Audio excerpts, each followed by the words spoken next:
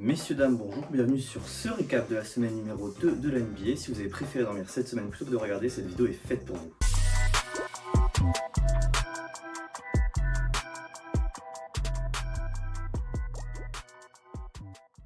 Pour commencer, Victor Wembanyama, pour parler encore une fois de lui, amène les Spurs à 5-0. Il fait tout simplement des perfs astronomiques. Clairement, il est pour l'instant dans le classement MVP selon moi. Il met 27 et 24 points dans ses matchs cette semaine, ainsi que 15 et 18 rebonds. Pilier offensif et défensif de cette équipe des Spurs, il évolue parmi les plus grands contreurs de l'histoire de l'NBA, c'est simple, il a cette saison plus de contres que la plupart des équipes NBA. Ensuite on a Lauri Markkanen qui surprend tout le monde en ce début de semaine en marquant 51 points et 14 rebonds. Il en a mis 32 et 33 sur le reste de la semaine. Son équipe en revanche ne suit pas, elle est à 2 victoires pour 3 défaites, performance clairement décevante du coup forcément par rapport à ce joueur.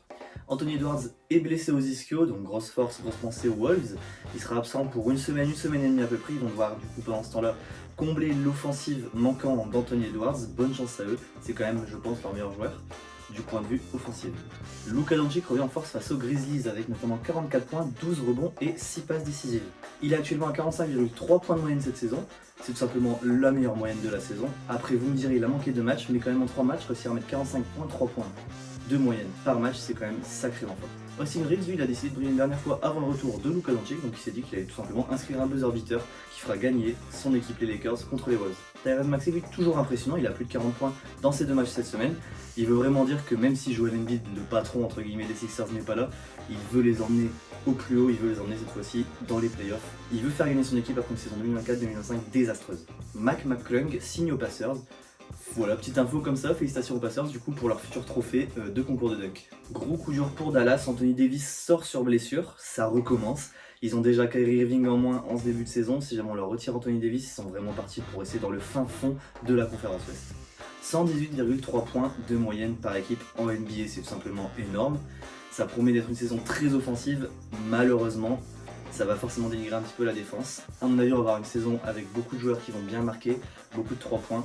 Peut-être moins de contact du coup dans la raquette. Et pour finir, Nikola Topic, joueur des Thunder, souffre malheureusement d'un cancer des testicules. À 19 ans seulement, le joueur choisi à 19e position dans la draft 2024 avait déjà manqué la saison dernière à cause de ligaments croisés. C'est maintenant le cancer qui le touche et qui le prive forcément de cette saison NBA. En revanche, les médecins se montrent très rassurants, ils disent que c'est un cancer qui se soigne très bien.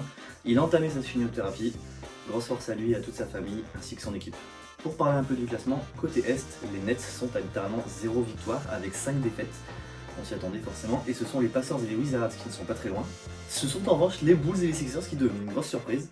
Mais franchement, ça fait plaisir de voir ces équipes un petit peu reprendre vie. Pour le côté Ouest, les Thunders et les Spurs restent invaincus à tête du classement. Les Blazers juste derrière, grosse surprise également. Et ce sont les Pels et les Mavs qui sont au fin fond du classement. C'est la fin de cette vidéo, si vous a plu n'hésitez pas à vous abonner, liker, commenter. Si vous voulez, vous pouvez par exemple débattre des actualités que je n'ai pas mentionnées dans cette vidéo. Et sur ce, on se retrouve prochainement pour une nouvelle actu.